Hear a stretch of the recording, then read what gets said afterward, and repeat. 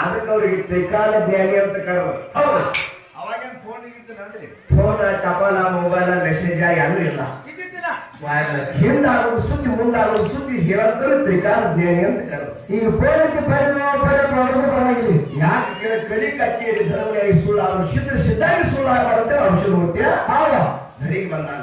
ಯಾಕೆ ಲಿಖಿತ ಪುರಾಣ ಹಿಂಗೆ ಯಾಕೆ ಯಾರ ನಿನ್ನಲ್ಲಿ ಭಾವ ಕೂಡ ಅಲ್ಲೇ ಪ್ರಕಟ ಆಗ್ಯಾನ ಭಗವಂತ. ಇದೇ ಸಿದ್ಧಾಂತಿಗೆ ಸಿದ್ಧಾಂತ ಹೀಗೆ ಮುನ್ನತ ಗುಡ್ಡದ ಜ್ಞಾನ ಕುಳಿತಿನ ಯೋಗಿಯ ಮೊರೆಯೇವ.